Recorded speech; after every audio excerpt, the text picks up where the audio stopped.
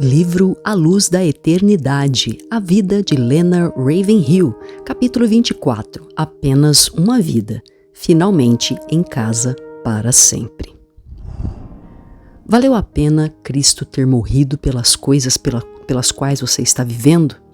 Inscrição no túmulo de Ravenhill. Eu vejo a vida como uma pequena ilha rodeada por um oceano de eternidade. Frase de Leonard Ravenhill. O fim dos anos 80 trouxe uma mudança clara e permanente para o Ministério Público de Ravenhill. Ele pregava bastante, principalmente em igrejas batistas e em grandes conferências pela nação. Quando estava em casa, ele pregava para a Força Ágape, Juventude com uma Missão, Ministro dos Últimos Dias, para a Igreja Comunitária de Garden Valley e outras igrejas locais no leste do Texas. Os anos 90 resultaram em uma mudança clara e permanente para Leonard e Martha. Houve menos viagens e ministérios públicos e mais ensinamentos pessoais para indivíduos à medida em que ele se aproximava do seu 83º ano. O amigo de Len, Al Whitehill, observou isto claramente. Com o passar dos anos, seu itinerário ficou menos ocupado, seu ministério pareceu mudar de foco. Às vezes 40 pessoas por semana iam à sua casa para se encontrar com ele em seu escritório. Eles reconheciam um profundo fogo no coração de Len e queriam sentar-se aos pés daquele cujos ossos foram ateados pelo fogo celestial. Quem pode contar as ligações de pregadores e outros que o procuravam em todas as horas do dia e da noite, de todos os cantos do mundo? Ele pacientemente escutava os homens abrirem seus corações. E então, quase como se ele pudesse ler cada coração, ele dava várias frases de exortação e conselho que muitas vezes mudavam aquelas pessoas para sempre.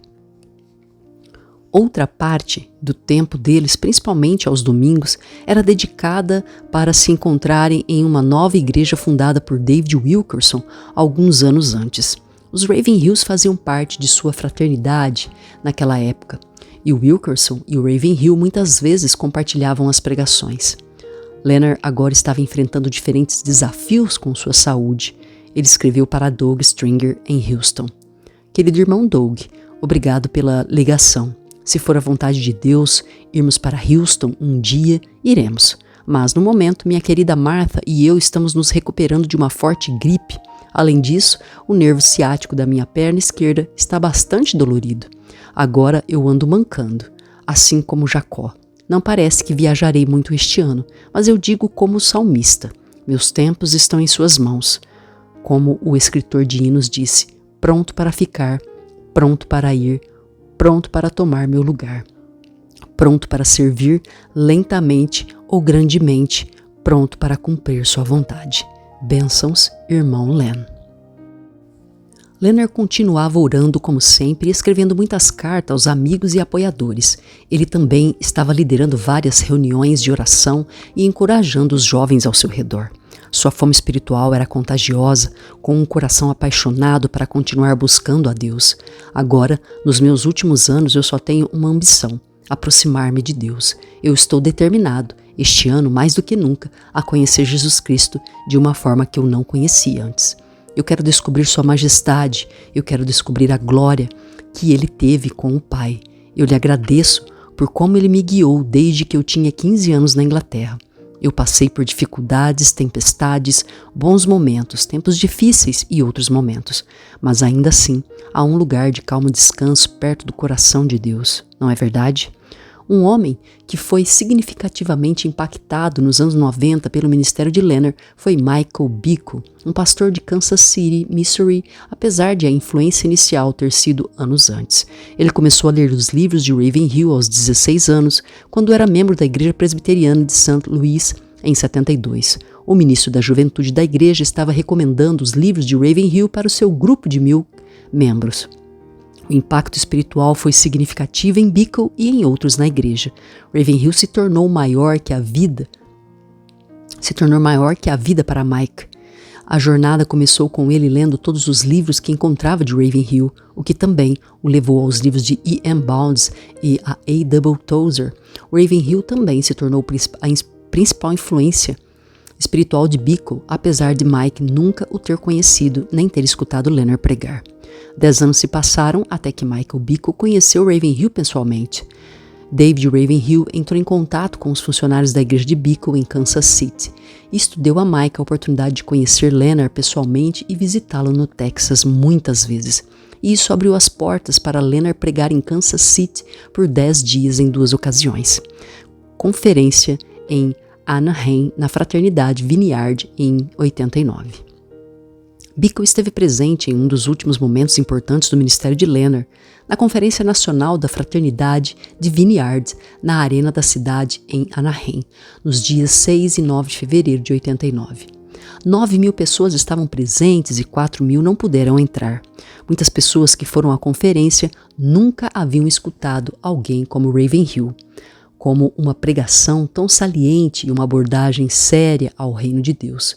Um líder de Vineyard disse depois: aquela multidão nunca havia ouvido um homem pregar e orar como Ravenhill. Eles nunca haviam escutado ideias e assuntos assim, combinados com o espírito, peso e solenidade da vida de Leonard. Até mesmo as críticas diretas vinham com o poder de Deus nelas. Leonard pregou 2 vezes em 2 dias, mais uma terceira vez para um amigo de pregadores. Durante os sermões, um espírito de quebrantamento e humildade era derramado e a maioria das pessoas acabavam ajoelhadas, chorando e buscando a Deus. Testemunhas disseram que foi um momento sagrado e profundo e que nunca haviam visto ou vivenciado algo assim. Leonard falou brevemente do seu momento com os pregadores em uma carta a um amigo. Eu acabei de pregar em Anaheim para 4.500 pregadores. Muitos estavam despedaçados, chorando e buscando arrependimento. Bickle depois refletiu sobre a vida e influência do legado de Ravenhill. Uma grande parte do legado de Leonard Ravenhill foi que ele impactou multidões de homens mais jovens nos anos 80 e 90. Ele era a voz de Deus para dar a tantas pessoas a visão e entendimento da oração e avivamento verdadeiros.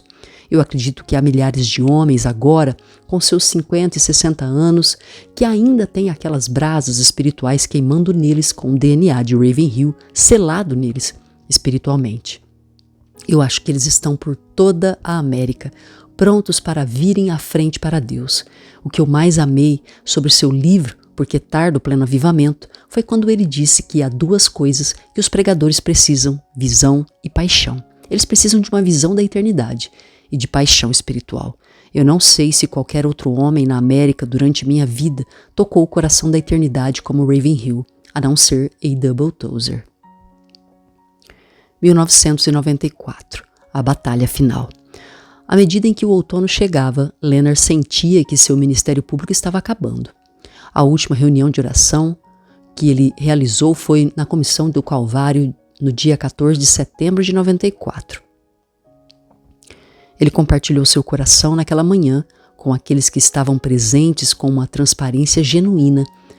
Quem estaria encantado agora de ir e ficar na frente ao rei? Frente a frente ao rei, vocês terão que responder por toda a sua pregação.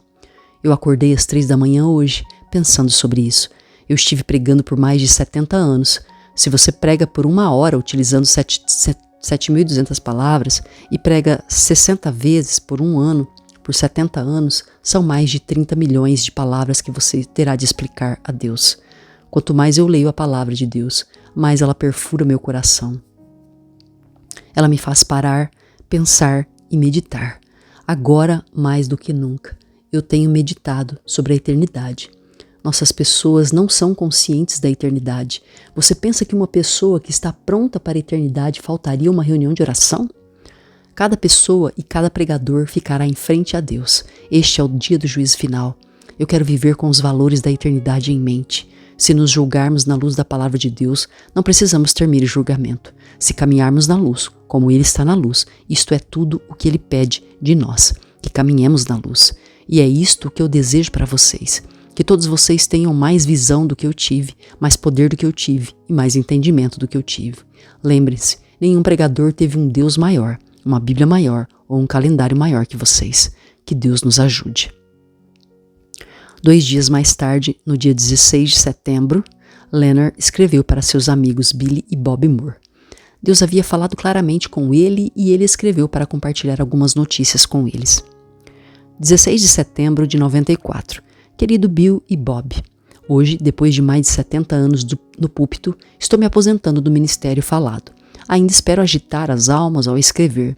Muitos anos atrás, nos conhecemos. Para nós foi um ato de Deus. Vocês lidam com joias em seus negócios, mas vocês são joias para nós, porque vocês têm as joias do caráter, integridade, honestidade, pureza e nenhuma fraude. Vocês enriqueceram nossas vidas como nunca antes. Precisamos vestir a armadura de Deus todos os dias, lutar e aguentar mesmo quando não entendemos. Bênçãos, L&M Ravenhill.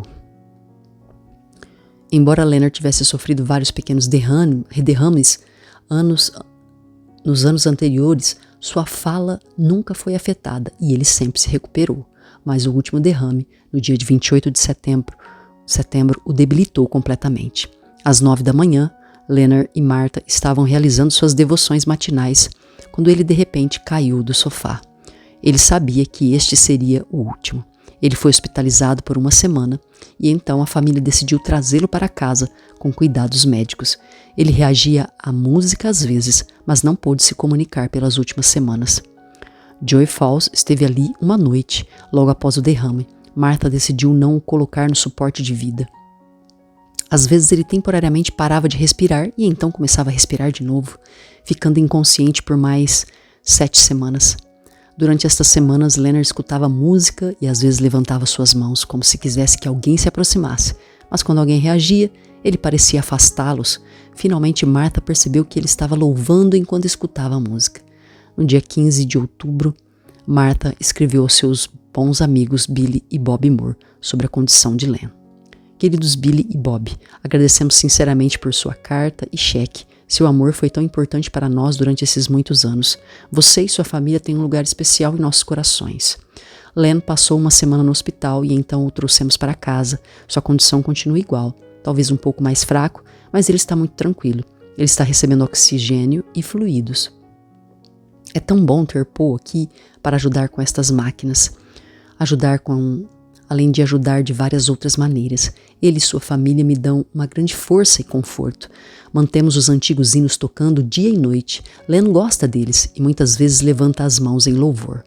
Amor para vocês e toda a sua família. Martha e Len. Um mês depois, os Moores receberam outra carta de Martha. 15 de novembro de 94. Queridos Billy e Bob Moore, obrigada pela carta e pelo último presente. Eu espero que vocês dois e sua família estejam bem. Não houve mudança na condição de Len. Amanhã fará 7 semanas que ele sofreu o derrame. E os médicos dizem que ele pode não durar mais 2 semanas. Ele está tranquilo e não parece estar sofrendo, apesar de perceber que não consegue expressar seus pensamentos, o que deve ser difícil para ele. Eu gostaria muito de saber o que ele está sentindo, vendo, escutando em espírito, mas isto não foi negado. Ele ainda ama que toquemos os mesmos hinos antigos e às vezes ele ainda levanta sua mão esquerda em louvor. Tem sido um longo jejum para ele, quase 50 dias sem comer, apenas um pouco de nutrição por meio de tubos.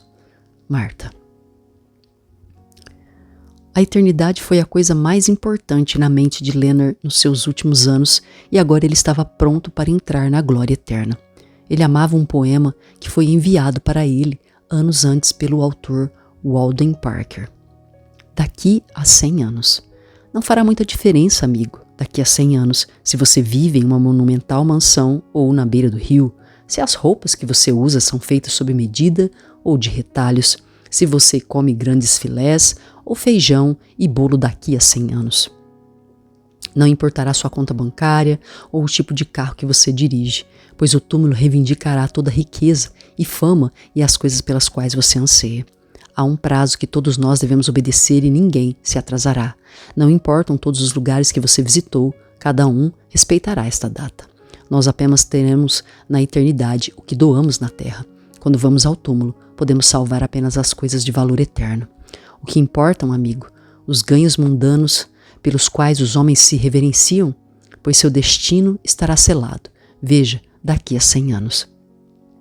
Uma noite, quando ficou claro para David Ravenhill que Leonard nunca retornaria à sua consciência, ele sentou ao lado da cama de seu pai e começou a escrever sobre ele. Eu conheci um homem que deu sua vida ao fogo do avivamento. Ele orava de dia, ele orava de noite para realizar este desejo. Ele tinha apenas uma obsessão: ver uma gloriosa noiva vestida em pureza perfeita, trazida ao lado do seu noivo.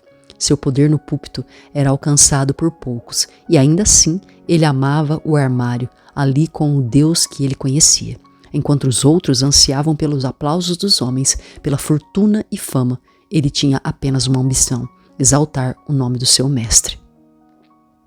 Por 80 anos ele viveu apenas pela eternidade, um homem de fé e sabedoria e verdadeira humildade. Ele sabia que um dia teria que ficar perante o trono do julgamento de Deus, e então ele correu para obter seu prêmio, para completar sua missão.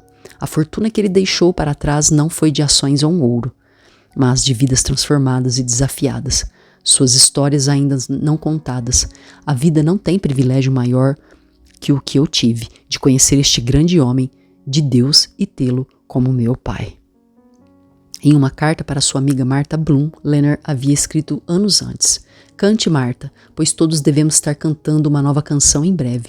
Essas palavras se tornaram verdade para ele em um lindo domingo, quando Leonard tranquilamente dormiu com Jesus ao meio-dia do dia 27 de novembro de 1994.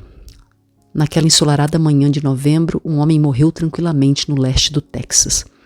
Uma vida de 87 anos que passou a vapor, uma vida solitária que tocou inúmeras vidas, apenas uma vida que logo passará. Ele muitas vezes citou este poema e agora era verdade para ele. Não houve cobertura da mídia ou manchetes sobre sua morte, como Winky Pratney disse. Poucos vieram ao funeral, mas também toda a sua vida ele direcionou os homens e mulheres para longe dele e para perto de Cristo. Porque sua morte deveria ser diferente? 18 anos mais cedo, Leonard havia escrito para um amigo sobre ter a graça para morrer. Este pensamento veio a mim hoje das Escrituras. Cristo tornou inoperante a morte e trouxe à luz a vida e a imortalidade. Por meio do Evangelho. Que triunfo para ele! Ele acabou com a morte ao morrer e então trouxe a vida eterna da morte. Ele disse: "Tenho as chaves da morte e do Hades." Ele é o rei sobre a morte, despedaçando o domínio do túmulo. Apenas o cristão olha para a morte nos olhos sem temer. Isto me lembra da mulher que veio para John Wesley, pedindo que ele orasse para que ela morresse com graça. Ele se recusou e ela perguntou por quê, e ele respondeu: "Porque o que você precisa agora é viver com graça." Que verdade! E como precisamos disto todos os dias. Que bênção que a graça é gratuita, a misericórdia é gratuita e o amor de Deus é gratuito. Leonard recebeu 72 anos de graça em sua vida e agora ele teve a graça para morrer. Leonard disse após a morte de Keith Green: "Deus enterra seus trabalhadores, mas continua com seus trabalhos." E agora, 12 anos mais tarde, era a sua vez. Eu me perguntei se Leonard teve algum arrependimento durante sua vida. Se sim, devem ter sido poucos. Ele havia expressado apenas um arrependimento no seu último ano. Se eu tivesse passado mais tempo sozinho com Deus, em vez de pregando e planejando como eu iria mudar o mundo, eu teria sido um homem muito diferente. Martha escreveu para os Moores após a morte de Leonard. Queridos Billy e Bob, obrigada pelo seu cartão e cheque hoje. Vocês são tão gentis. Eu realmente agradeço suas ligações, amor e orações. Len agora está em glória com o Senhor, que ele amava supremamente e servia tão fielmente. Que êxtase e alegria que ele está sentindo, finalmente em casa, sem mais dores ou fardos que ele sempre carregava. Ele viveu para a eternidade. Amor a todos. Martha. O serviço memorial. Foi uma cerimônia simples com menos de 300 pessoas. O serviço foi liderado por Bob Roberts, um pastor batista da área de Lindale. Paul e David Ravenhill falaram. Depois, Dallas Home liderou a congregação ao cantar It Is Well With My Soul. E Paul falou. Mensagem de Paul Ravenhill. Tudo está bem com minha alma. Sem isto, nada mais importa. A última coisa que meu pai iria querer nesta manhã é que estivéssemos irritados de alguma maneira. De certa forma, eu acho que hoje ele é como um velho soldado que chegou ali e viu, como John Bunyan disse, as alegrias de todo o seu sofrimento e os frutos de todos os seus trabalhos, que ele não pôde ver na terra. E então, de certa maneira, eu acho que agora ele provavelmente está como uma criança que entrou no reino onde tudo é novo e ele havia desejado tudo aquilo. A maravilha é muito maior do que imaginava. Hoje eu estava lendo a parte das Escrituras que diz: graças à tua luz, vemos a luz. Um verso que Provérbios também diz: a vereda do justo é como a luz da aurora que brilha cada vez mais até a plena claridade do dia. Provérbios 4:18. Ao meio-dia no domingo, 27 de novembro, meu pai entrou na perfeita luz da presença do Senhor. Alguns me perguntaram por que sua longa enfermidade de 60 dias. Por que 60 dias? Bem, pensamos que o ideal seria chegar ao fim da nossa jornada e que o Senhor nos levasse de repente. Mas eu acho que é um privilégio que o Senhor, no fim, tenha permitido que alguém enfrentasse o inimigo. Meu pai, com toda a sua intensidade e paixão, viveu intensamente em antagonismo contra aquele inimigo e, no fim, o enfrentou. Ele não desistiu, mas enfrentou a morte por 9 semanas após aquele derrame. Eu lembro que meu pai costumava contar a história de como ele me dedicou a ser um missionário desde que eu tinha 1 mês de idade. Estávamos na Escócia, onde David Livingstone nasceu, no primeiro quarto dele. A cama estava cercada por uma corda para que ninguém fosse até ela. Mas ninguém estava ali, então meu pai cruzou a corda e me colocou na cama, orando: Senhor, torne esta criança uma missionária. E o que aconteceu foi que, quando meu pai teve seu último derrame, eu havia acabado de partir para o Paraguai e havia voltado há apenas 1 dia.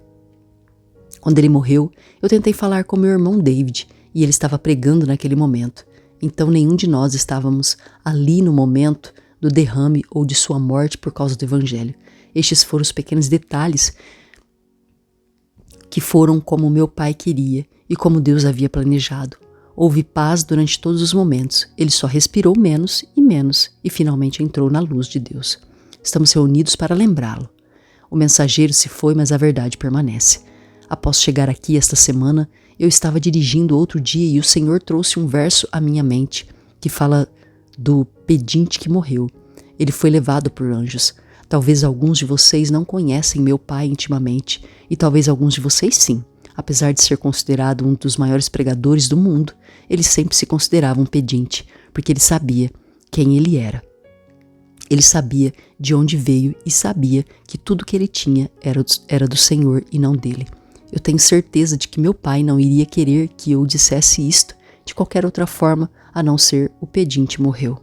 Para meu pai, era além da página sagrada: eu busco a ti, Senhor, meu espírito clama por ti, ó palavra vivente. Tantas vezes ele tentou trazer as pessoas a isto.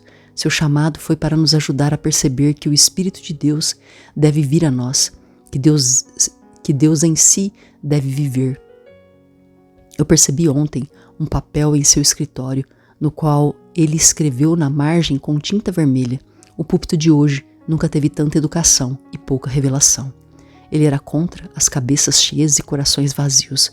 Ele era contra a igreja que tem conhecimento sem amor e religião sem vida e paixão.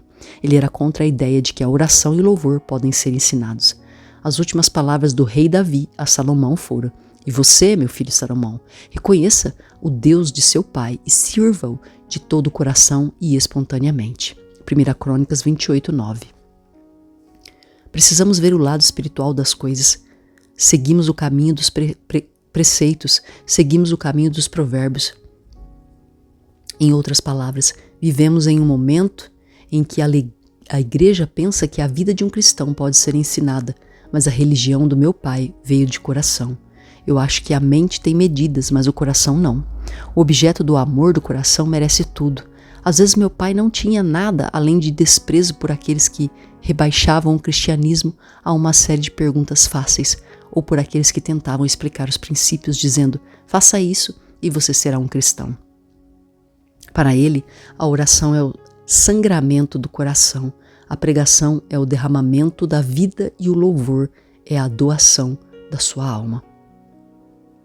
Ela precisa ir fundo em nós e vir das profundezas do Espírito para se tornar algo que apresentamos a Deus. Qualquer coisa espiritual deve vir da profundeza dos nossos corações.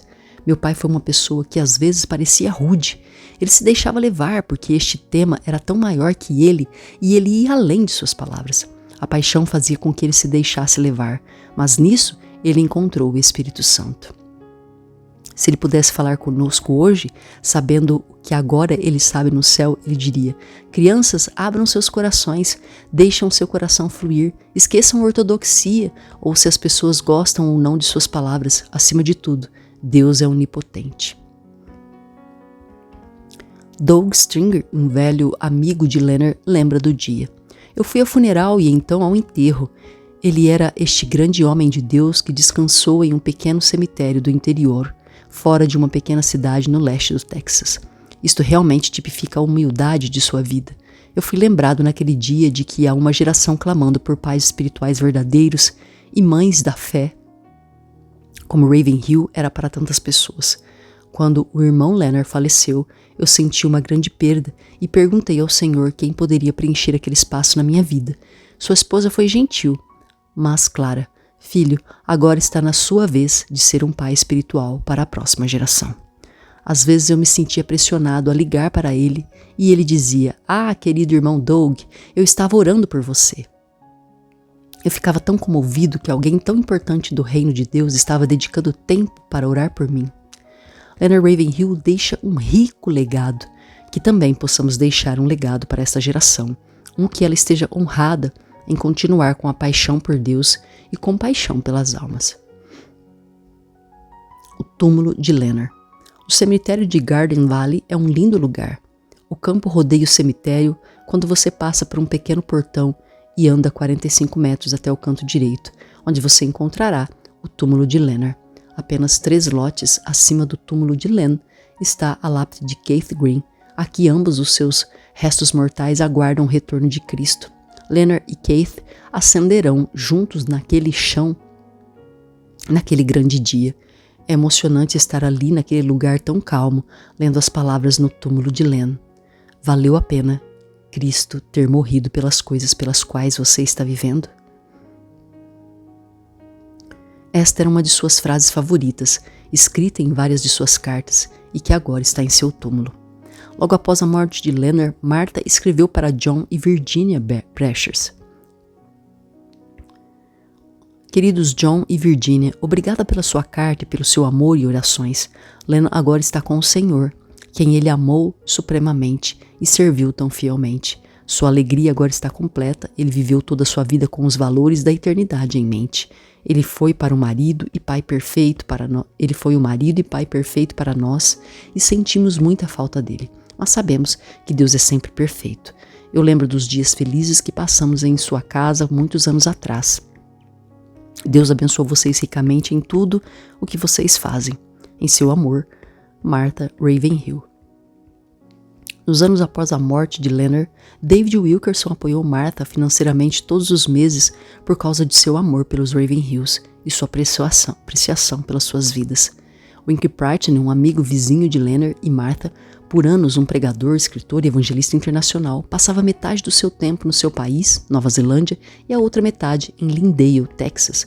Winky estava em casa no Texas quando ouviu a notícia de que Leonard havia morrido. 2 meses após o funeral, Winky escreveu sobre a morte do velho soldado de Cristo. Um homem morreu este ano e entrou para a glória. Não houve manchetes e relativamente poucas pessoas vieram ao seu funeral. Tanto ele quanto sua família queriam que fosse assim. Toda a sua vida ele buscou guiar os homens e mulheres para longe do homem em direção a Cristo. Por que sua morte seria diferente? Eles enterraram Len Ravenhill a apenas alguns metros do seu jovem amigo Keith Green, no pequeno cemitério perto das casas de ambos. Ele se foi, mas seu trabalho permanece vivo. Eu conheci Len pela primeira vez da maneira que muitos estudantes de faculdades bíblicas no mundo o conheceram, pelos seus livros. Aqueles que têm a perigosa sorte de se deparar com um livro de Leonard sobre o fogo espiritual, o clássico Revival Theories, passaram algumas noites em claro em convicção, com muitos pensamentos sobre oração e sentindo uma grande tentação para plagiar. Len tinha muito jeito com as palavras, aperfeiçoado quando era um jovem pregando por toda a Grã-Bretanha, onde ele e seus amigos tinham o objetivo de decorar uma página do dicionário Oxford todos os dias. Então, foi no Desafio Juvenil no Brooklyn que eu conheci pessoalmente no começo dos anos 60, quando eu passei um verão assustador com David e Don Wilkerson nos guetos. Len era o capelão do Desafio Juvenil e ele pôs o medo de Deus naqueles pobres viciados, que provavelmente pensaram que todo capelão falava com um sotaque britânico, pregava por 2 horas e orava 6 horas por dia. Len levava sua oração e pregação muito a sério. Ele me disse, se você precisa falar por 1 hora com 1000 pessoas, você é responsável por mais de 1000 horas de tempo das pessoas. O quanto você deve se preparar para essas 1000 horas? Len amava a Deus e as pessoas, mas poucas pessoas podem realmente dizer que eram próximas dele. Ele passou como A.W. Tozer disse, no verdadeiro teste do profeta. Ele me faz sentir desconfortável? Sempre que visitávamos Len, eu apenas escutava. O que você poderia dizer ou dar a um homem que orou pelo avivamento e pelas almas por mais de 70 anos? Após sua morte, eu posso lembrar como se fosse agora. Eu estou ao seu lado, na funerária na noite antes de seu enterro. Os 3 filhos de Len estão ali, cada um refletindo à sua maneira o investimento que seu pai fez no mundo. Um missionário, um pastor, um evangelista e um curador de museu. A robusta companheira irlandesa de Leonard, Martha, está aí, recebendo aqueles que vieram ver seu marido última vez. A única coisa faltando nesta noite são seu chá e biscoitos. Eu olhei pela última vez naquela nobre face, agora quieta e estranhamente livre da batalha, que ele lutou toda a sua vida. Há algo diferente nele hoje, eu acho. E então eu sei o que é, ele não está usando seus óculos. Então, não há mais livros para escrever, nem pessoas para ver. A corrida acabou. Agora é a nossa vez. Adeus, Len. Eu digo no meu breve momento sozinho com o caixão. Eu sei que agora é apenas uma carcaça e o homem real já se foi. Eu suspiro, mas sei que ele pode escutar. Adeus, velho soldado. Você lutou uma boa luta e terminou sua tarefa. Talvez ele seja o último dos gigantes do seu tempo.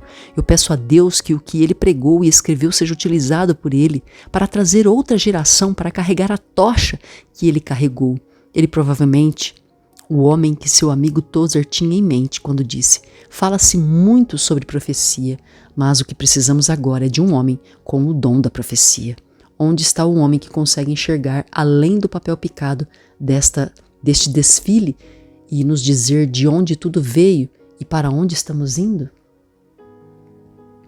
Eu oro para que este homem venha e quando vier, ele provavelmente sentirá um pouco de raiva do mundo. Martha decidiu se mudar para a Argentina para morar com seu filho Paul. Ela teria que deixar sua casa, o local onde Len estava enterrado, e tudo o que ela e Leonard conheceram na América por 36 anos. Ela compartilhou esta decisão com seus amigos, All e Mary Madeline Whitehill, em uma carta. Queridos All e Mary, meu filho Paul e sua esposa Irene voltarão à Argentina nos próximos meses e planejam se estabelecer ali. Quando esta porta se abrir, eu irei com eles. Aos 88 anos, meu tempo aqui é curto. Eu os avisarei quando a mudança acontecer. Espero que vocês e a família estejam bem. Acredito que suas crianças estejam crescidas, talvez na faculdade agora. Como os anos passam, que elas possam trazer as mesmas bênçãos a vocês que os nossos meninos nos trouxeram. Eles realmente conhecem e caminham com Deus. Isto é mais valioso que qualquer riqueza mundana. Que o Senhor abençoe vocês e todo o seu trabalho para o Mestre. Em seu amor, Martha Ravenhill. Martha escreveu para os Moores da Argentina em 2000. Queridos Billy e Bob, em breve eu terei 90 anos de idade. Eu sou abençoada por não ter que trabalhar. Eu passo a maior parte do meu tempo lendo a Bíblia e orando. Eu li a Bíblia inteira 5 vezes desde que cheguei. Minha perna direita dói muito, mas dizem que a única coisa para curar isto é uma prótese de anca. Mas analgésicos ajudam. Deus foi tão fiel comigo por todos os anos. Com certeza, seria bom vê-los, mas eu acho que o tempo está curto para mim. Parece que faz muito tempo que Len foi para casa. A velhice nos traz muitos desafios, mas temos fé em Deus. Espero juntar-me a Len e Philip em breve. Meu amor a vocês dois e a toda a família. Marta. No mês de setembro de 2001, Marta sofreu um derrame em casa, na Argentina. David foi ficar com ela na casa de Paul. Ela morreu no dia 12 de setembro de 2001, quase 7 anos após a morte de Leonard. Que reunião deve ter sido no céu, com todo o sofrimento passado, todas as lágrimas indo embora e todos os fardos retirados para sempre com o Senhor. Se Leonard ainda estivesse aqui, ele daria um grito de guerra para todos os cristãos. Ele nos lideraria se pudesse. Eu vividamente lembro dele cantando. Sua canção para todos os que ficaram para trás é encontrada nas palavras de Ernest Shirtleff, de 1888. Lidere, ó Rei Eterno, o dia da marcha chegou. Doravante em campos de conquista, tuas tendas serão nosso lar. Durante os dias de preparação, tua graça nos fortaleceu. E agora, ó Rei Eterno, cantamos nosso grito de guerra. Lidere, ó Rei Eterno, até a guerra contra o pecado acabar e a santidade sussurrar o doce amém da paz. Pois não é com o alto confronto das espadas, nem com as batidas dos tambores, com amor e misericórdia é que o reino dos céus vem a nós. Lidere, ó Rei Eterno, nós seguimos não com medo, pois a alegria nasce como a manhã onde a tua face aparece. Tua cruz é levantada sobre nós, nós entramos em sua luz, a coroa espera a conquista. Lidere, ó Deus poderoso. Len e Marta estão descansando. Não há biscoitos ingleses a servir, nenhum livro para ler ou escrever, sermões para pregar, batalhas para lutar, nem fé para exercitar. Não há lágrimas ou medo aqui. Eles estão em casa. Eles receberam a coroa da vida. Eles veem o rei em toda a sua beleza. Lar, doce lar. Leonard e Marta estão em casa para sempre. Confira o último capítulo, Agradecimento que honra a Deus.